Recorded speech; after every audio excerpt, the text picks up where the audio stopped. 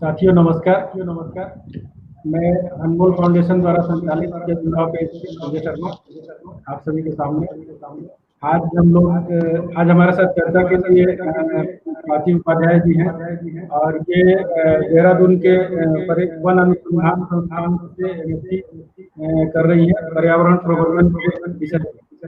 और हम लोग आज चर्चा भी करेंगे कि पर्यावरण के सुरक्षा में जैव विविधता का क्या महत्व है। इस विषय को लेकर के आज हम लोग चर्चा भी करने वाले हैं और उसमें प्राची से कुछ जानने का कोशिश करेंगे कि चूंकि देहरादून ऑलरेडी जैव विविधता के ऊपर काम कर रहा है और इस समय छत्तीसगढ़ शासन जो है वो भी गरवा गुरुआ गरुआ गुरुआ बाड़ी के नाम से योजना चलाया हुआ है, जो यहाँ के संस्कृति और जैव विविधता को ही संरक्षित करने का एक प्रयास हो रहा है। और दूसरे तरफ जो छत्तीसगढ़ शासन अलग अलग तरीके से वो चाहे गोधन न्याय योजना के माध्यम से या फिर बायोडायवर्सिटी में भी अभी आजकल जो है इंदिरा वन विकास के नाम से कार्यक्रम लागू किया, फिर सेंट्रल गवर्नमेंट द्वारा जो फॉरेस्ट राइट्स एक्ट के माध्यम से जो वनों में जैव विविधता है उसको सुरक्षित करने का प्रयास कर रहा है। तो बहुत सारे ऐसे काम छत्तीसगढ़ में हो रहे हैं।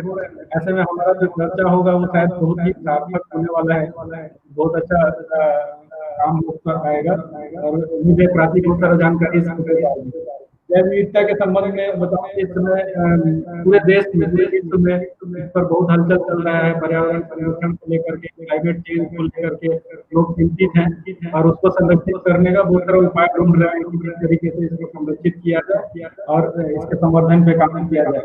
इसके तरीके से बहुत सारे तरीके निकाले जा रहे हैं और उसमें एक है कि हमारा जो भारत देश है वो 7.5% एक हिस्सा है जो पूरे विश्व का 5% क्षेत्र आता है, उसमें से 7.5% जो है वो भारत का ही हिस्सा है, तो वन क्षेत्र है जहाँ पे बहुत सारे वेराइटी है। या जैव विविधता में ये समझने की जरूरत है कि शायद प्राची उस पर भी प्रकाश डालेंगे कि इतने जो पौधे हैं जैव विविधता के अंदर आता कौन कौन है, पौधा, जीव जंतु या हमारे जो प्रकृति के संरक्षित नदी नाले या कौन कौन सा चीज आता है, उन सारे चीजों पे थोड़ा फोकस करेंगे। और ये जैव विविधता जो जिसका अभी तक नुकसान हुआ है वो खास करके जो हम विकास के संदर्भ में सोचते हैं कि विकास के कारण जो वनों का विनाश हो रहा है या पहले जो अवैध शिकार हो रहे थे, माइंस खुल रहे हैं, उद्योग बढ़ रहे हैं, तो उसके कारण बहुत सारे वनों का विनाश हो रहा है। और दूसरे तरफ जो हमारी परंपराएं थी जो पर्यावरण को और जैव विविधता को संरक्षित करती थी वो भी धीरे धीरे करके खत्म हो रही है या कम हो गई है। जैव विविधता के लिए संरक्षित करना बहुत जरूरी है। ऐसा बहुत सारे चीज है जिसपे हम लोग आज चर्चा करेंगे। मैं थोड़ा सा बातों के लिए एक माहौल तैयार करने वाला काम शुरुआत में कर रहा हूँ। तो प्राची आज इसी पे आपके साथ हम लोग चर्चा करेंगे और फोकस करेंगे कि पर्यावरण की सुरक्षा को के लिए जैव विविधता कितना महत्वपूर्ण है और उसके छत्तीसगढ़ के संदर्भ में और भी आप देहरादून को देख रही हैं तो उसके संदर्भ में अपनी बात को रखिए। आपका स्वागत है जनजुड़ाव के पेज पर। हाँ जी, शुक्रिया। पहले तो मैं आपकी फाउंडेशन अनमोल फाउंडेशन को शुक्रिया करना चाहूँगी जो मुझे मौका दिया बोलने का, क्योंकि मुझे नहीं लगता मेरे पास अभी उतना एक्सपीरियंस है, पर ये प्लेटफॉर्म ज़रूर मेरे को एक अच्छा एक्सपीरियंस देगा कि जो मैं सीख रही हूँ मैं उसको लोगों तक किसी माध्यम से पहुँचा पाऊँ, ये वो माध्यम है। तो जैसा कि मतलब अगर मैं आज के टॉपिक पे आऊँ तो आज का विषय ही है कि पर्यावरण की सुरक्षा के लिए जैव विविधता क्या है या उसका क्या महत्व होता है। तो हम इसको मतलब धीरे-धीरे अगर हम जानना चाहें तो सबसे पहले बेसिक्स देखेंगे तो जैव विविधता या बायोडायवर्सिटी क्या होती है। तो जैसा इसका नाम है जैव विविधता, उसमें ही ये बहुत स्पष्ट है कि जो भी जीवित जीव हैं, उनमें कितनी विविधता है। तो इसमें चाहे पौधे हों, जानवर हों या सूक्ष्म जीव, जो प्लांट, एनिमल, माइक्रो ऑर्गेनिज्म, इसमें जितने भी अलग-अलग प्रकार के जो हमें वो मिलते हैं हमारी पृथ्वी पे, वही हमारी जैव विविधता होगी। और इसमें मतलब साइंटिस्ट की जो स्टडीज हैं उसमें अभी कहा जाता है कि कम से कम 10 मिलियन से तो स्पीशीज अर्थ पे एग्जिस्ट करती ही हैं, जिसमें से हमने हार्डली 10 से 20% स्पीशीज को खोजा है। मतलब ये हमें बताता है कि हमारी जो पृथ्वी है उसमें कितने, यानी हमारी नजरों के सामने, नजरों से परे, मतलब जो हमें दिख नहीं सकते वो भी कितने जीव रहते हैं। तो और इसका उदाहरण अगर हम देखें तो हम ही अपनी रोज की जिंदगी में देखें कि हम क्या एक ही चीज पर निर्भर करते हैं? नहीं। हमारे अगर हम खाने का देखें तो ना हम एक तरह का खाना खाते हैं, हम अलग अलग चीजों को खाते हैं, चाहे वो गेहूं हो, धान हो, ज्वार हो, बाजरा हो। तो ये सब हमें क्यों मिल रहा है? क्योंकि पौधों में इतनी विविधता है, इतने तरह के पौधे पाए जाते हैं जिनको हम कंज्यूम कर सकते हैं। अभी जैव विविधता जो होती है वो हमें मतलब कहा जाए तो 4 तरह की सर्विसेज प्रोवाइड करती है इनके कारण, कि जो बायोडाइवर्सिटी होती है उसके कारण हम 4 तरह के फायदे होते हैं। अब उसमें एक पहला होता है जो हमें प्रोविजनिंग सर्विसेज कहा जाता है उन्हें, जो मिलती है जैसे कि पानी, साफ पानी। क्योंकि जो पेड़ पौधे हैं, पेड़ों का एक बहुत बड़ा रोल कहा जाता है बारिश में होता है, और जो बारिश का पानी गिरता है वो मिट्टी में जो एब्जॉर्ब होता है उसमें कहा जाता है। तो इससे क्या होता है, जो ये हमारी पानी की साइकिल, वाटर साइकिल जिसे कहा जाता है, बारिश गिरना फिर उसके बाद भाप बन के जाना, इसमें जंगलों का, पेड़ों का बहुत महत्व होता है। तो एक तरह से जो जैव विविधता है उसमें वो हमारे वाटर साइकिल, या जितनी भी तरह की हम लकड़ियां पाते हैं या जो भी रिसोर्सेज जंगल से पाते हैं उसमें रोल होता है।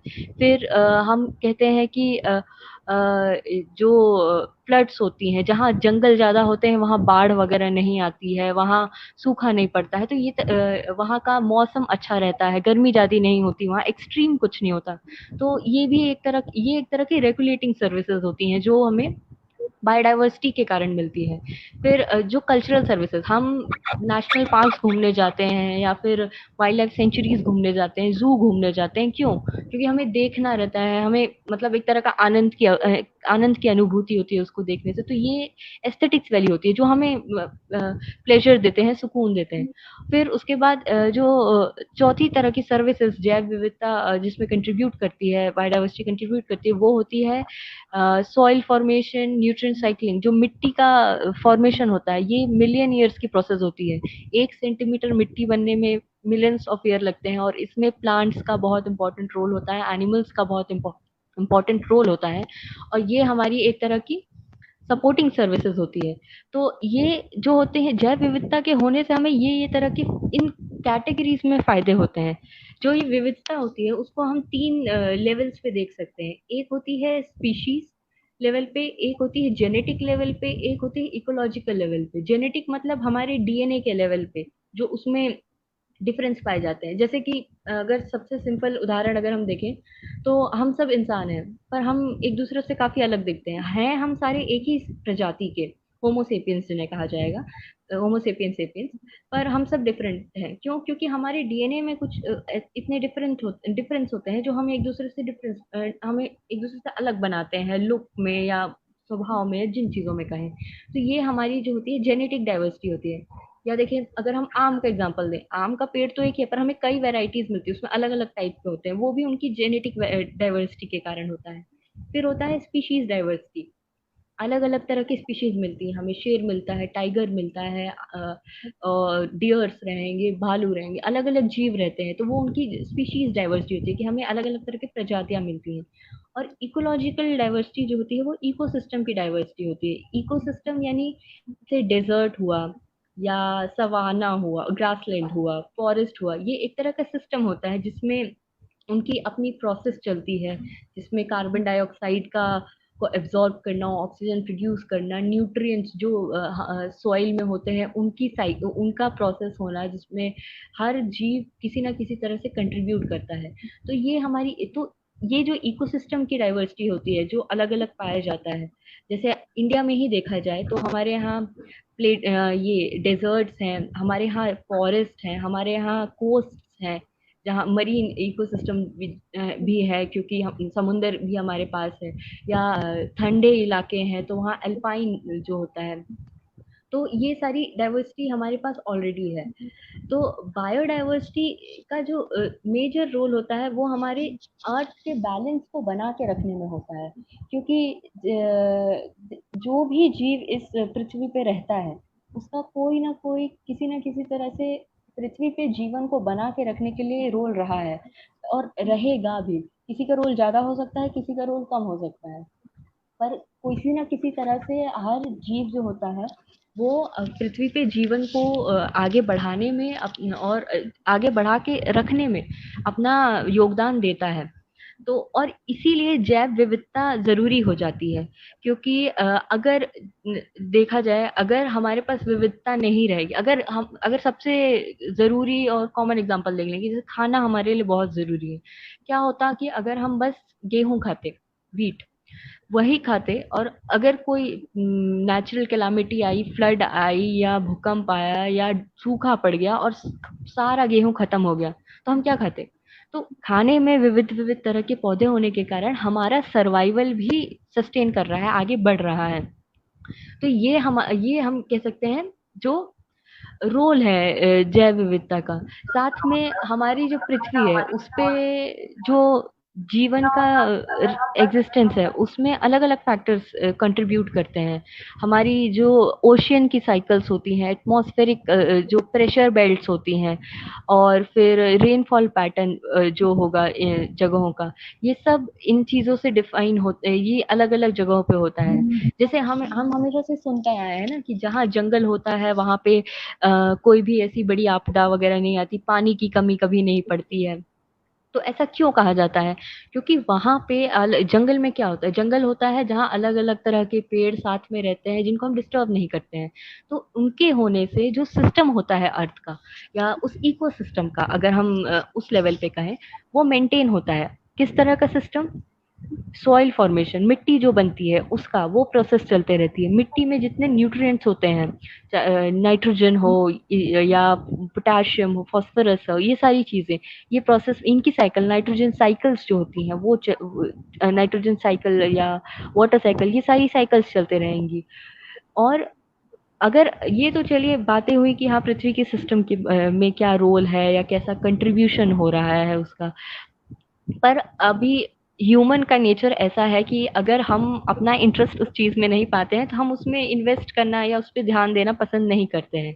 तो जैव विविधता हमारे लिए कैसे जरूरी है? तो सबसे पहले जो इसमें हम देखेंगे कि जैव विविधता का सबसे बड़ा रोल तो हमारे खुद के जिंदा रहने में है, कि हमारे और हमारी आने वाली पीढ़ियों के।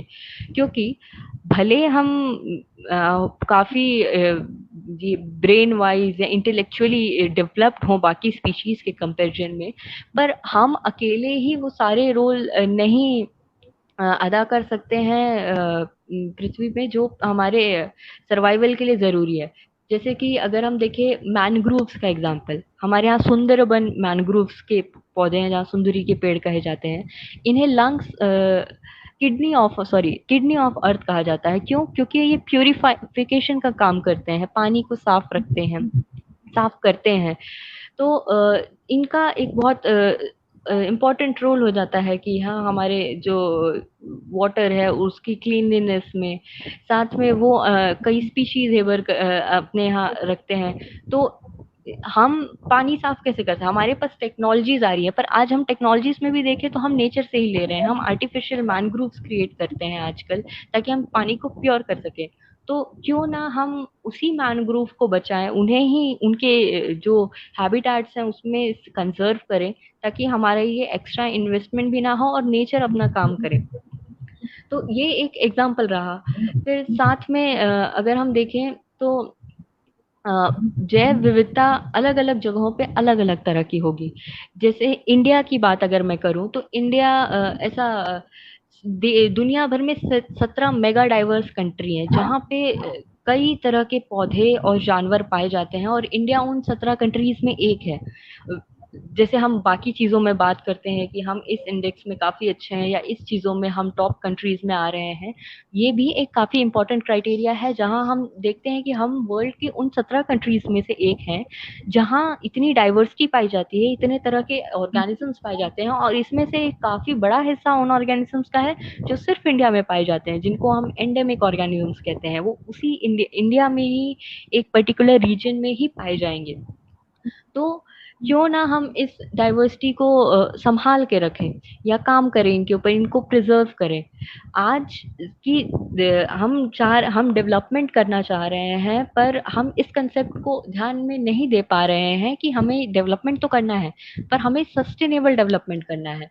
सस्टेनेबल डेवलपमेंट मतलब इसका मतलब ये होगा कि हम डेवलप तो करें, पर इस बात को ध्यान में रखें कि जिन भी चीज़ों को हम यूज़ कर रहे हैं, वो हमारी फ्यूचर जनरेशन के लिए भी बचे, और साथ में हम पर्यावरण का भी ध्यान रखें, उसको भी संभाल के रखें।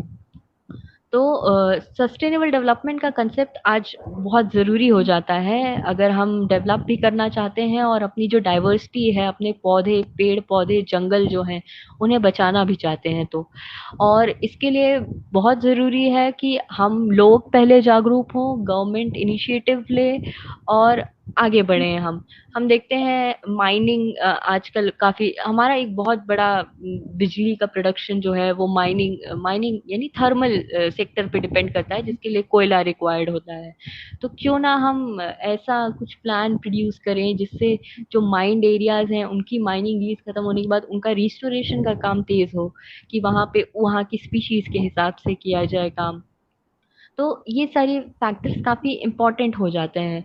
और साथ में आज जो बायोडाइवर्सिटी को बचाने में जो हम कह सकते हैं, मतलब बायोडाइवर्सिटी का जो रोल हम कह सकते हैं पर्यावरण को बचाने में, वो काफ़ी सिग्निफिकेंट हो जाता है। क्योंकि जो हम अकेले तो नहीं, अभी एस्टिमेट्स जैसे आते हैं आजकल की पोल्यूशन हो रहा है और ग्लोबल वार्मिंग हो रही है जिसके कारण, और टेम्परेचर बढ़ रहा है अर्थ का। तो क्या ह्यूमन अकेले कर सकता है? नहीं। हम अगर कहते भी हैं कि हमें ग्रीन हाउस एमिशन रिड्यूस करना है, तो कोई भी देश की गवर्नमेंट हो क्या स्टेप लेती है? तो वो जाके अपने यहाँ जंगल लगाती है या अपने कई नई तकनीक डेवलप करती है जिससे कार्बन डाइऑक्साइड या ग्रीन हाउस गैसेस का एमिशन कम हो। तो ये हमें ये बताता है कि अगर हमें पृथ्वी को बचाने का काम करना है, तो हम अकेले नहीं कर सकते हैं। हमें चाहिए कि हम बाकी जीव जंतु जो हैं, पेड़ पौधे हैं, सबको साथ में लेके उनको भी प्रोटेक्ट करते हुए चलें, ताकि हम विद पीस एग्जिस्ट कर सकें और हमारी आने वाली जनरेशन्स भी कर सकें। अभी अगर मैं ये इस बात पे कमेंट करूं कि बायोडाइवर्सिटी को आज किन चीज़ों से खतरा हो जा रहा है, या क्या चीज़ जो है जो उसको अफेक्ट कर रही है, क्योंकि साइंटिस्ट आज प्रिडिक्ट करते हैं कि जो स्पीशीज के एक्सटिंक्ट होने का या विलुप्त होने का जो रेट है आज काफ़ी तेज़ है, और हम ऐसे करते रहे तो आने वाले 100 सालों में आधी स्पीशीज अर्थ की खत्म हो जाएंगी, प्रजातियां विलुप्त हो चुकी रहेंगी। और ये हमारे लिए मतलब कोई बहुत अच्छी बात नहीं है, काफी खतरे का वो रहेगा, क्योंकि फिर हम जो गलतियां हमसे हो जाएंगी या जो इम्बैलेंस अर्थ के एटमॉस्फेयर में, अर्थ के बायोस्फेयर में जो कहेंगे, जो रहने का हम जहाँ हम रहते हैं, एग्जिस्ट करते हैं, उसमें जो इम्बैलेंस होगा वो रिवर्सिबल नहीं हो पाएगा। तो अभी अगर हम देखें कि किन चीज़ों से बायोडाइवर्सिटी इफेक्ट हो रही है, तो उसमें सबसे पहला होता है हैबिटेट, जो होता है जो उनका, जहाँ जानवर या पौधे एग्जिस्ट करते रहते हैं, उनका फ्रेगमेंटेशन होना। जैसे कोई एक बड़ा पैच है जंगल का, हमें हाईवे बनाना है या कुछ बनाना है, हम सीधे बीच जंगल से रोड निकाल देते हैं, पर इससे क्या होता है, जो उस जानवर के रहने की जगह है वो दो टुकड़े में बंट जा रही है। इसका अगर हम देखें एग्जाम्पल, और इसके कारण क्या होता है कि जो जानवर होते हैं वो ह्यूमंस की बस्ती, इंसानी बस्तियों पे अटैक करते हैं, फिर उसके कारण ह्यूमन एनिमल कॉन्फ्लिक्ट होता है, जानवर मरते हैं, इंसान मरता है, उसी में लोग फंस के रह जाते हैं। इसका एग्जाम्पल हम देख सकते हैं छत्तीसगढ़ में, ये चीजें मतलब काफी खबरें हमें सुनने को मिलती हैं, जब हाथियों ने अटैक कर दिया या तेंदुआ आ गया गांव में या फिर भालू आ गया। हाथी तो हमारे मेरे रीजन में काफी कॉमन है, जो घरों में आके अटैक करते रहते हैं। तो ये एक रीजन ही है कि हमने अनसस्टेनेबली डेवलप किया है। हमने ये ध्यान नहीं दिया कि वहाँ उस जंगल जहाँ से हम रोड निकाल रहे हैं, हाँ वो जरूरी है, पर क्या हमने इन चीज को देखा कि वहाँ क्या जानवर रहते हैं, हम उसे कैसे मैनेज करेंगे। वो दूरदर्शिता हमने नहीं दिखाई, जिसके कारण बनाने वाले तो नहीं पर जो आसपास लोग रहते हैं वो भुगतते हैं। उनकी लाइफ का लॉस होता है, प्रॉपर्टी का लॉस होता है, और फिर वो अपने तरीके अपनाते हैं जिससे जिस अपने आप को बचाने के लिए, जिससे वो जानवर मर जाता है या किसी दोनों में से किसी एक साइड तो कैजुअलिटी होती ही रहती है। फिर दूसरा चीज अगर देखा जाए तो जो बाहरी स्पीशीज जिनको हम एक्सोटिक स्पीशीज कहते हैं, उनका आना, इसका सबसे कॉमन एग्जांपल हम बोलते हैं गाजर घास या कांग्रेस ग्रास बोली जाती है उसको, पार्थेन साइंटिफिक नेम रहेगा। वो हम आज हर जगह देख सकते हैं। क्यों? क्योंकि ये इतनी फास्ट फैल गई है और ये इंडिया की स्पीशीज नहीं है। इन एग्जॉटिक स्पीशीज या एलियन स्पीशीज जिसे हम कहें, उनके कारण क्या होता है कि जो हमारे भारत के मूल पौधे हैं, जैसे नीम एक एग्जांपल मैं दे दूं, अगर जो आप रोजमर्रा में देखते हैं, नीम इंडिया का ही पौधा रहा है ये, या बरगद का पेड़, ये सारे पेड़ इंडिया के हैं। तो इनको तो नहीं, पर काफी ऐसे स्पीशीज हैं जिन जो नेटिव स्पीशीज हैं वो गायब हो जाते हैं, या उनके ग्रोथ पे, उनके डेवलपमेंट पे इफेक्ट पड़ता है, जिसके कारण जो जंगल रहेगा या जो पैच रहेगा वो धीरे धीरे वहां से जो हमारे भारतीय मूल के पौधे हैं वो हट जाएंगे आने वाले सालों में, और जो बाहरी पौधे वहां पे आके एग्जिस्ट हो रहे हैं वो बढ़ जाएंगे। और ये हमारे सिस्टम के लिए अच्छा नहीं होता है, क्योंकि वो उनके जो पौधे होते हैं उनकी प्रॉपर्टीज जगह के साथ थोड़ी बदलती है, वो अपने साथ बाकी पौधों को ग्रो नहीं करने देते हैं, या किसी तरह की उनमें प्रॉपर्टीज होती हैं जो इफेक्ट करती हैं बाकी पौधों को, ग्रोथ को। फिर साथ में हम देखें तो हैबिटेट फ्रेगमेंटेशन हो रहा है, हैबिटेट लॉस हो रहा है जानवरों का। जैसे अगर हम चाहते हैं, हम एग्रीकल्चर एक्सटेंड कर रहे हैं, क्यों? क्योंकि पॉपुलेशन इंक्रीज हो रही है और साथ में फूड डिमांड उससे इंक्रीज हो रहा है, तो हमें एग्रीकल्चर चाहिए, हमें खेती करने के लिए जमीन चाहिए। तो हम जंगल काट रहे हैं, हम माइनिंग के लिए जंगल काट दे रहे हैं, वहां पे हम माइंस बना रहे हैं अपने यूज के लिए, डेवलपमेंटल पर्पसेस के लिए। पर इससे क्या हो रहा है, इससे जो उसमें रहने वाले जानवर हैं उनके हैबिटेट, उनके रहने वाली जगह का लॉस हो जा रहा है। ये भी एक तरह से हैबिटेट फ्रेगमेंटेशन से रिलेट करके, और हमारे जो लोग हैं वहाँ लोकल रहते हैं उन पे अटैक करता है, कैजुअलिटीज होती हैं।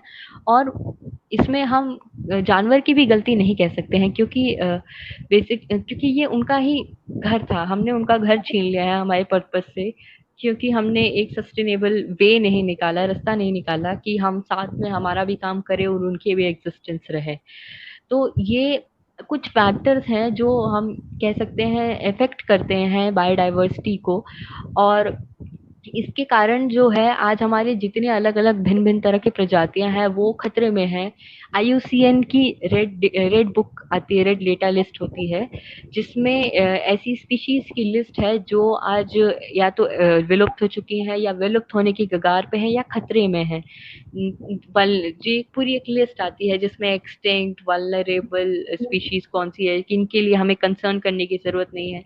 तो ये पौधों और एनिमल्स की एक ऐसी लिस्ट बनाई गई है, जिस और इसी लिस्ट के हिसाब से हम आजकल अपनी प्रायोरिटी सेट करते हैं कि हम किन जीवों को पहले बचाएं, या किनका जो प्रोटेक्शन है वो हमारे लिए जरूरी हो गया है।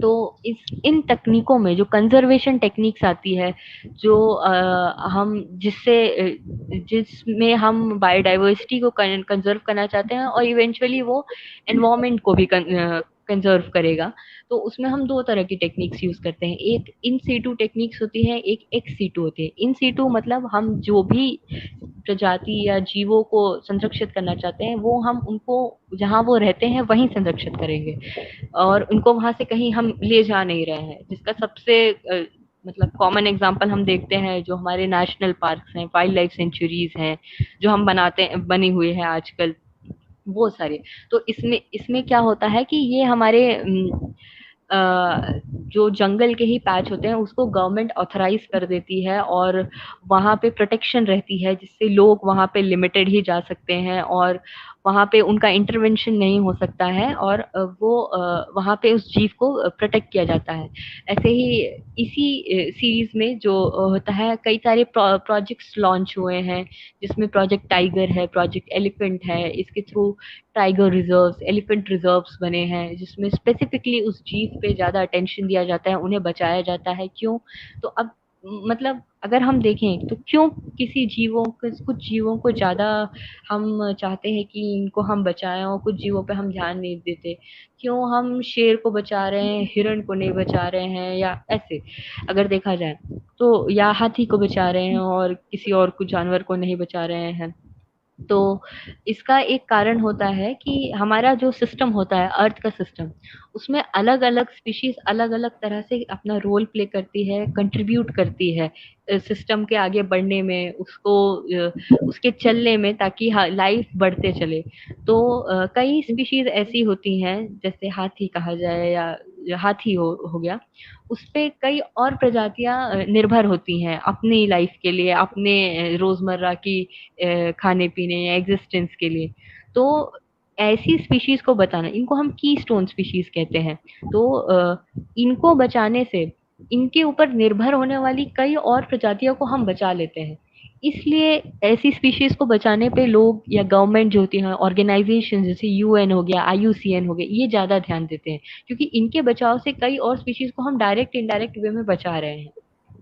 ये हो गई इन सीटू कंजर्वेशन की बात, जहां हम जो जानवरों को, जीवों को उनके ही वहाँ हैबिटेट में बचाते हैं। इसमें एक बायोस्फीयर रिजर्व भी आता है, जिसमें मतलब वहाँ के इनहैबिटेंट्स, जो वहाँ रहने वाले लोग होते हैं, उनको भी प्रेफरेंस देते हैं कि भाई आप वहाँ एग्जिस्ट करते हैं, आप हमारी हेल्प करिए, और साथ में हम को एग्जिस्टेंस जो रही है उनको, उसको हम प्रमोट करेंगे। दूसरी जो तकनीक यूज होती है वो होती है एक्सिटू, मतलब हम जीवों को उस साइड से, या जो भी पौधे हैं या जीव हैं, उनको उनके रहने वाली जगह से किसी दूसरी जगह ले जाएंगे और वहां उनको बचाएंगे।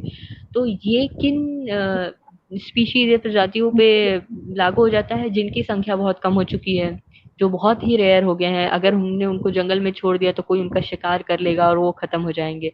तो ऐसे ऐसे केसेस में हम उनको जू, ब्रीडिंग सेंटर या रेस्क्यू सेंटर्स होते हैं, वहां पे उनको रखते हैं। जू इसका सबसे कॉमन एग्जांपल है। मेरे को भरोसा है कि कई लोग हम में से जू गए होंगे, देखा होगा कि कैसे जू में जानवर रहते हैं। तो ये एक तरह का एक्सिटू मेथड है, और एक्सिटू मेथड जो हमारी है, वो उन जानवर को को प्रोटेक्ट करने के साथ साथ उनको ब्रीड कराने, उनकी ब्रीडिंग में, ताकि उनकी संख्या में बढ़ोतरी हो, इसमें भी काफी रोल प्ले करता है। क्योंकि आजकल हम ब्रीडिंग सेंटर्स डेवलप करते हैं। इसका कॉमन एग्जांपल अगर हम देखें तो, एक हम छत्तीसगढ़ में ही देखें तो वन भैंसा जो हमारा स्टेट एनिमल है, उनकी संख्या कम है तो उनकी ब्रीडिंग की जाती है, और फिर उसकी खबरें हम अखबार में पढ़ते हैं कि कितने मादा और नर बच्चे पैदा हुए हैं, और किस तरह से उनकी हेल्थ प्रोग्रेस वगैरह हो रही है।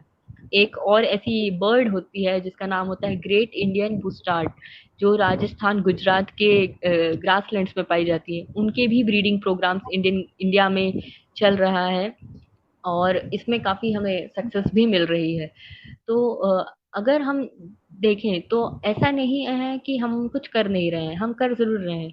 अगर कानूनी तौर पे देखा जाए तो हमारे पास एक्ट्स हैं जो आए हैं, या इंटरनेशनल लेवल पे कन्वेंशंस हैं जो हुए हैं, जिसमें कंट्रीज ने माना है कि हाँ, जैव विविधता का रोल है, बहुत जरूरी है ये, और इसमें हमें मिल के कुछ करना होगा। तो सबसे पॉपुलर जो इसका स्टेप रहा था, वो था 1992 की जो अर्थ समिट हुई थी रियो डी जेनेरियो में, जो ब्राजील में है। वहां पे जो आया था, कन्वेंशन आया था, convention on biological diversity sign हुआ था, जिसमें इंडिया भी एक हिस्सा रहा है। और इसमें इस कन्वेंशन में जो इम्पोर्टेंट बात कही गई थी वो ये थी कि इसमें कमिट किया गया था 3 पॉइंट्स पे। मतलब इसके 3 मेन गोल्स थे। एक जो था बायोडाइवर्सिटी या जैव विविधता को हम बचाएं, और उसके जो कंपोनेंट्स हैं, जो सर्विसेज हमें मिलती हैं, जो जैसे मैंने शुरुआत में बात की कि जो वाटर साइकिल होती है, जो न्यूट्रिएंट्स होता है, फूड मिलता है हमें, इकोनॉमी इससे चलती है, क्योंकि मेडिसिन एक बहुत इंपॉर्टेंट चीज है जो हमें मिलती है। तो इन सारी चीज़ों का हम एक तरह से सस्टेनेबल यूज़ करें, मतलब हम अपना तो इस्तेमाल करें पर उसकी जो कितना वो प्रकृति में बचा है उसका ध्यान रखें, और उस पे उसको फिर बढ़ाने में और या उस वो खत्म ना हो इस बात पे ध्यान दें। और साथ में ये भी हो कि प्रकृति किसी देश या किसी बाउंड्री को नहीं जानती है कि हाँ भाई इंडिया है तो हम इंडिया से बाहर नहीं जाएंगे। प्रकृति या जानवरों जीवों के लिए कोई ऐसी बाउंड्री नहीं होती है, वो हमने बना रखी है। तो इसमें जरूरी ये हो जाता है जैव विविधता के प्रोटेक्शन में, कंजर्वेशन में, कि हम बियॉन्ड द बॉर्डर सोचें कि नहीं हमें इस बॉर्डर तक में नहीं, हमें साथ में इनिशिएटिव लेना है। तो ये कन्वेंशन इस चीज पे भी फोकस करता है, और इसमें लगभग 187 कंट्रीज ने इसमें पार्ट लिया था और इसको एक्सेप्ट किया था। इसके साथ साथ और भी कई कई कन्वेंशंस हुए हैं जो इकोलॉजिकल डाइवर्सिटी को भी प्रोटेक्ट करने की बात करती है, जिसमें रामसर कन्वेंशन है 1975 का वेटलैंड्स के ऊपर, जो वेटलैंड्स को कंजर्व करने की बात करता है। फिर डेजर्टिफिकेशन को कॉम्बैट करने के लिए यूएन, यूनाइटेड नेशन ने किया है कन्वेंशन, जिसमें जो धीरे धीरे रेगिस्तान फैल रहे हैं और उसको रोकने की बात करता है। और प्लांट कंजर्वेशन के लिए है कन्वेंशंस, और जो भी रिसोर्सेज होती है उनकी इक्विटेबल यानी बराबरी से उसका शेयरिंग हो, उस पे कन्वेंशंस हुए हैं। इंडियन कंटेस्ट में देखें अगर कि भारत भारत की सरकार ने क्या क्या कानून या लॉज लाए हैं, तो इसका सबसे पहला लॉ जो हमारा रहा है प्रकृति या पर्यावरण के क्षेत्र में, वो था एनवायरमेंट प्रोटेक्शन एक्ट 1986 में, जिसमें वेरियस फैक्ट्स को डील करते हैं। इसी के आसपास हमारा प्रोजेक्ट टाइगर वगैरह है, या यहाँ हमने अलग अलग कैटेगरी, हमारी जो इंडियन स्पीशीज थी उनको कैटेगरी में डिवाइड किया था कि हाँ किसको हम पहले बचाएं, किसको हम थोड़ा कम प्रेफरेंस दें, उसके हिसाब से क्या सजा मिलनी चाहिए जो पोचर्स होते हैं, क्योंकि पोचिंग या शिकार करना ये स्पीशीज के खत्म होने का एक और बड़ा कारण रहा है। फिर 2002 में बायोडाइवर्सिटी एक्ट आया था, या बायोलॉजिकल डाइवर्सिटी एक्ट जिसको कहते हैं, जो एक्सक्लूसिवली फोकस करता था कि हमें बायोडाइवर्सिटी को कंजर्व करना है, उनको डॉक्यूमेंट करना है कि कितनी हमारी डाइवर्सिटी है और कैसा वो किस एक्सटेंट तक स्प्रेड हुई है। इसके अलावा जो हमारा वेस्ट मैनेजमेंट हुआ, या फिर एनवायरनमेंट के प्रोटेक्शन या एनवायरनमेंट राइट्स जो है, जो ट्राइबल कम्युनिटीज है उनका लॉ, या पोल्यूशन से बचने का या पोल्यूशन कंट्रोल का, इन सारे लॉज जो आए हैं जो ओवरऑल इकोसिस्टम एनवायरनमेंट को प्रोटेक्ट करता है, जो जितने भी इकोसिस्टम एग्जिस्ट करते हैं। तो ये कुछ इनिशिएटिव्स जो हैं वो लिए गए हैं। अगर मैं अभी रीसेंट जो मैं एग्जांपल देखती हूँ, जो हमारा ये गोधन योजना छत्तीसगढ़ गवर्नमेंट में आया है, वो जिसमें जो किसान है या जो डेयरी वगैरह में एनिमल हस्बेंड्री में काम करते हैं, उनसे गाय का गोबर हम गवर्नमेंट खरीदती है और उसका वर्मी कंपोस्ट या ऑर्गेनिक फर्टिलाइजर बना के दोबारा मार्केट में सेल करेगी।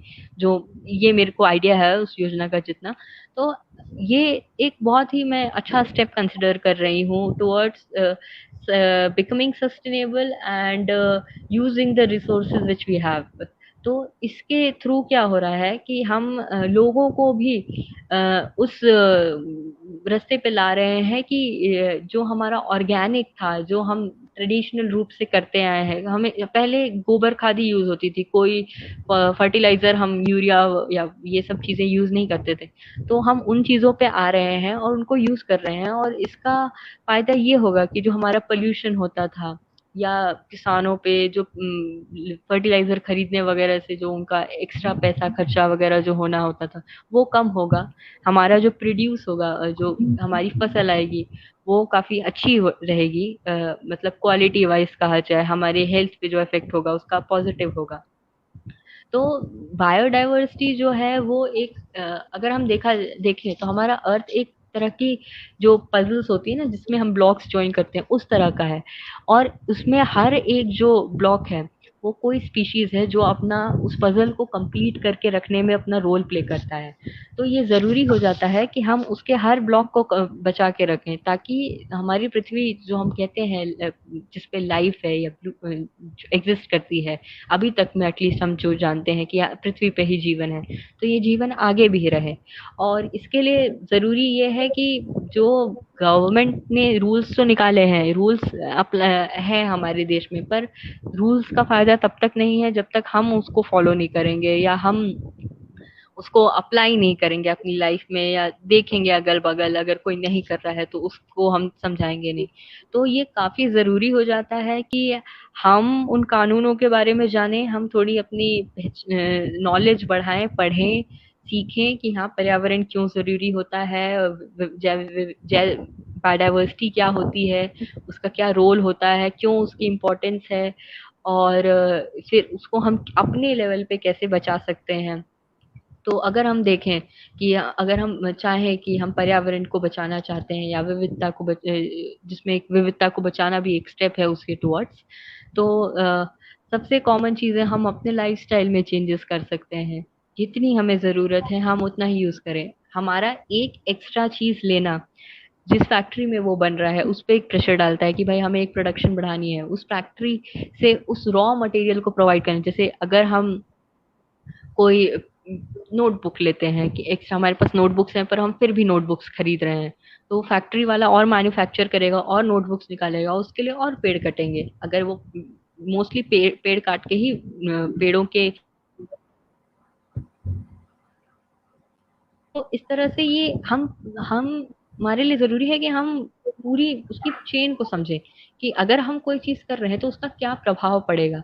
और मेरा मानना है कि स्टूडेंट्स का इसमें काफी इम्पोर्टेंट रोल है, क्योंकि जब हम एक समय के बाद ग्रो अप कर जाते हैं, जब हमारा अडल्ट माइंड हो जाता है, हम एक मेच्योरिटी अटेन कर लेते हैं, तो हम हमारे थॉट्स को इतना इजीली बदलते नहीं है या अडेप्ट नहीं करते हैं। पर बच्चों का माइंड, जो स्कूल स्टूडेंट्स होते हैं, कॉलेज स्टूडेंट्स होते हैं, उनका माइंड काफी फ्लेक्सिबल होता है, वो चेंजेस को काफी इजीली अडेप्ट करते हैं। तो ये जरूरी हो जाता है कि एनवायरनमेंट को एक सेकेंडरी सब्जेक्ट के बजाय एक मेन सब्जेक्ट, जितना इम्पोर्टेंस हम मैथ्स एंड साइंस जैसे सब्जेक्ट्स को देते हैं उतनी इम्पोर्टेंस ही हम एनवायरनमेंट को भी दें, क्योंकि अगर वो नहीं रहेगा तो हम आगे सरवाइव नहीं कर पाएंगे। उस पे ध्यान नहीं देंगे अगर हम, तो हमारा सर्वाइवल मुश्किल है। तो ये काफी जरूरी हो जाता है कि उस एज से ही बच्चों को इन चीजों के बारे में नॉलेज रहे कि ये क्या होता है, इसका क्या इम्पैक्ट होता है, ताकि वो समझ पाए कि उनके एक्शंस किस तरह से एनवायरनमेंट को अफेक्ट करते हैं। हम हमारे लाइफस्टाइल के चेंजेस देखें, प्लास्टिक का कम, जो हम जनरल चीजें बुक्स में पढ़ते हैं या न्यूज में देख लेते हैं कि पर्यावरण कैसे बचाएं, तो हाँ आप जूट का थैला लेके चलें या कपड़े का थैला लेके चलें। हम सुनते जरूर हैं पर हम करते नहीं है। ये एक बात बहुत, हम चल जाएंगे सब्जी की दुकान पे, बोल देंगे भैया प्लास्टिक में दे दो, तो उस समय हमें लगता है कि ये क्या बात है, पर ये छोटे छोटे एक्शंस ही एक बहुत बड़ा कंट्रीब्यूशन करते हैं आगे। आप अपने देख रहे हैं, किसी को टोके आपको उस समय अजीब लग सकता है, पर बाद में वो काफी अच्छा रोल प्ले करेगा या उसको भी समझ में आएगी। और साथ में गवर्नमेंट की जो स्कीम्स चल रही हैं, गवर्नमेंट भी इन चीजों में काम कर रहा है। सोलर एनर्जी पे इंडिया इतना फोकस कर रहा है आजकल। तो ये सारे इनिशिएटिव्स एक तरह से हैं जो हमें सबको मिलके कंबाइंड रूप से लेने हैं, ताकि हम एक बेटर फ्यूचर की ओर बढ़ सकें और अपने एनवायरनमेंट को बचा के रख सकें। इंडिया में जितनी डाइवर्सिटी है, जितने अलग अलग तरह के जीव जंतु हैं, उनको साथ में रखें और एग्जिस्ट करें। क्योंकि इंडिया एक की लोकेशन वाइज जो अर्थ पे है, उस हिसाब से हम काफी एनरिच्ड हैं। हमारे पास ये एनवायरमेंटल रिसोर्सेस इमेंस है, काफी ज्यादा है। तो हमारी रिस्पॉन्सिबिलिटी बन जाती है, एथिकल रिस्पॉन्सिबिलिटी बन जाती है कि अर्थ जो है, हम ह्यूमंस का सोल प्लैनेट नहीं है। हमें सबको साथ लेके चलना है और सबको बचा के रखना है। तो आई गेस, आई होप आपको समझ में आया होगा। थोड़ा सा मैंने कन्वे करने का कोशिश किया है। जो अगर हम डिटेल्स में जाए तो वो और काफी टेक्निकल हो सकता है, जिसमें हमारे पास डेटा अवेलेबल है, तो हम वो सब भी देख सकते हैं। पर बेसिक अंडरस्टैंडिंग के लिए मेरे ख्याल से ये ठीक रहेगा। Thank you. बिल्कुल।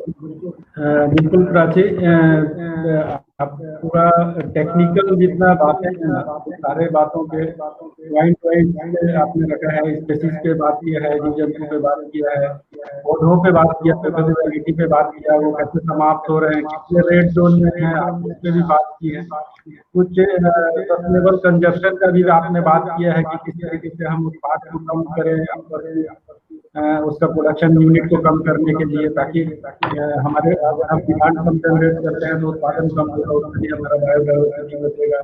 हम अपने घर के आसपास में जो ध्यान दें, ध्यान दें, मतलब आपने बहुत बारीकी से छोटी छोटी चीजों पे फोकस किया है।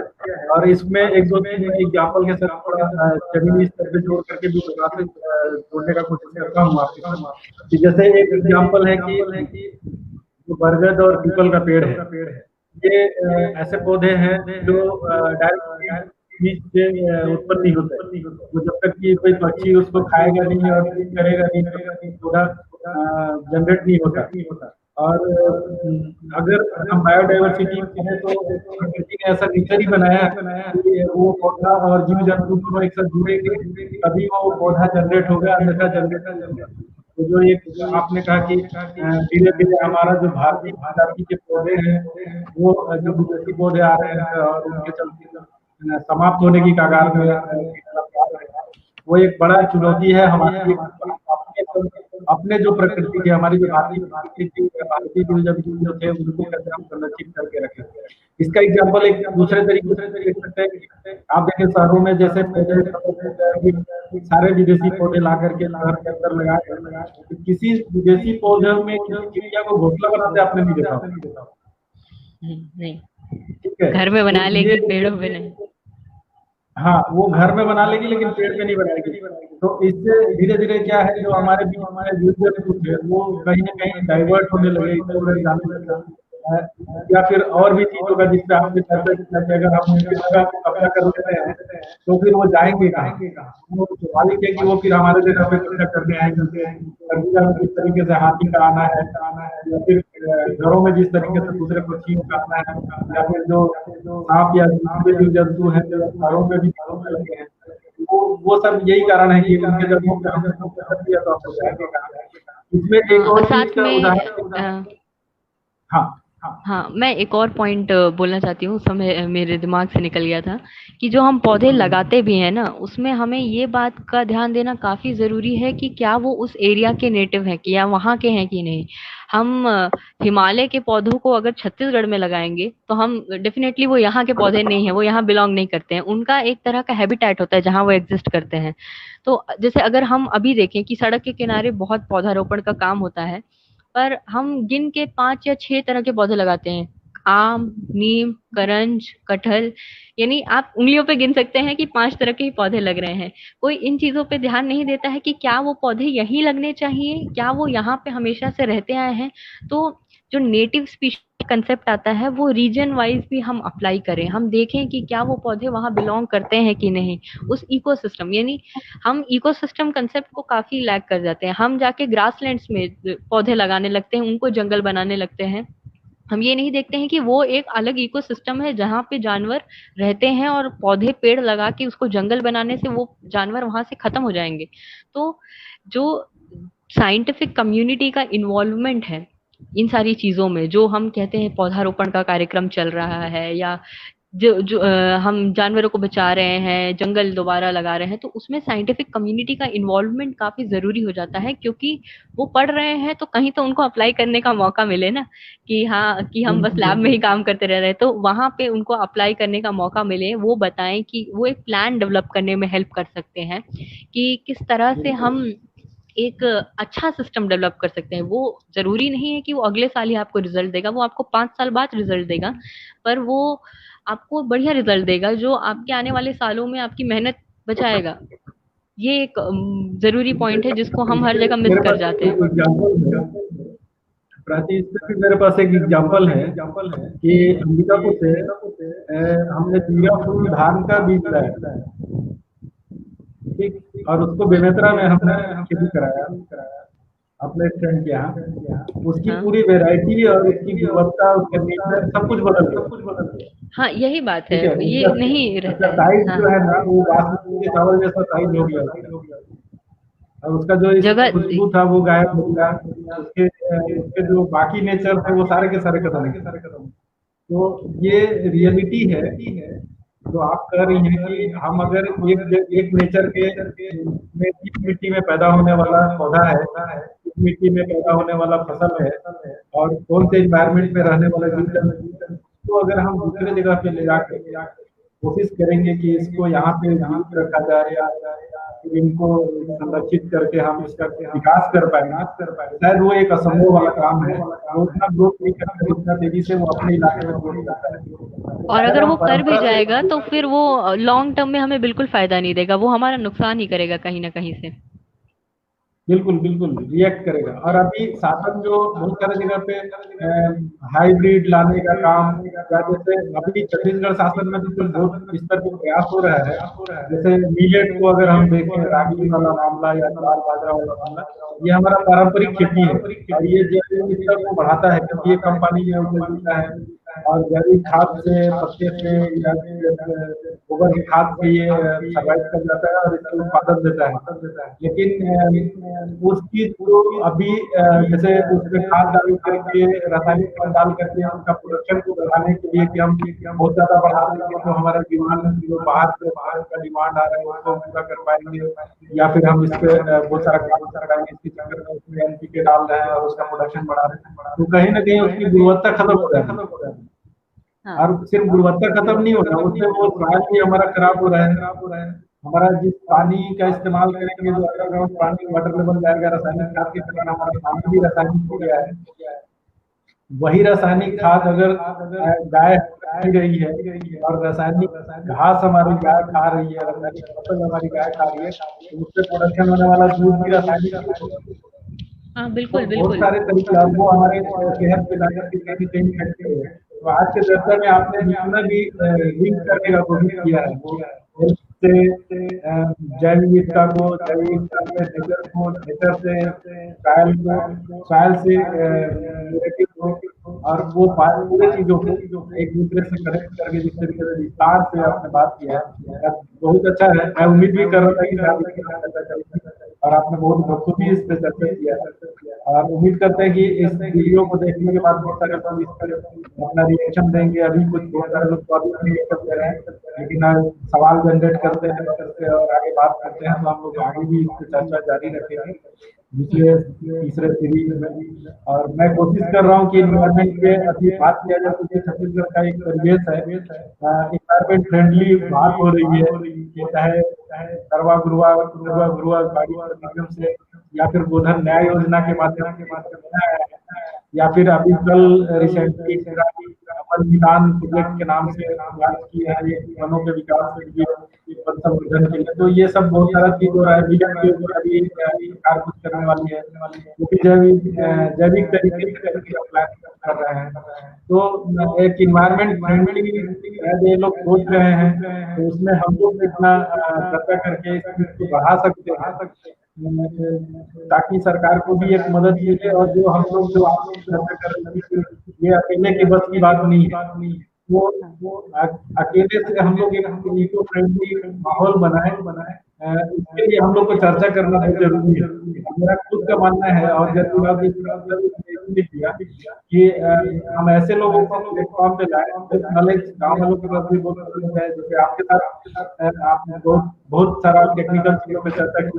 तो हम ये नहीं कर सकते कि बहुत एक्सपीरियंस बहुत ऐसा तो जो चर्चाएं आ रही हैं वो अगर गली तक, नुक्कड़ तक, पान की दुकान तक, चाय की दुकान तक, नाई की दुकान तक जो बोला जाता है कि जब तक नुक्कड़ पे चर्चा होनी शुरू होती है तब किसी विषय की सार्थकता सुनिश्चित होती है। तो हम एक प्रयास कर रहे हैं कि हम चुनाव के माध्यम से चर्चा को नुक्कड़ तक कैसे पहुंचाएं लोग, क्योंकि जैविक विविधता में जैसे आपने जो चर्चा किया कि बायोडायवर्सिटी कोड, बायोडायवर्सिटी प्राधिकरण बना है, बायोडायवर्सिटी एक्ट 2000 के तहत 2002 के तहत बोर्ड बना है, फिर विलेज लेवल पे बायोडायवर्सिटी मैनेजमेंट कमेटी बनी हुई है।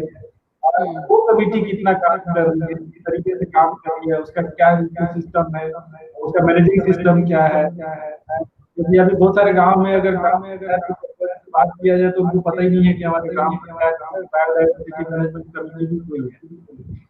तो और उसकी बहुत बड़ी भूमिका है।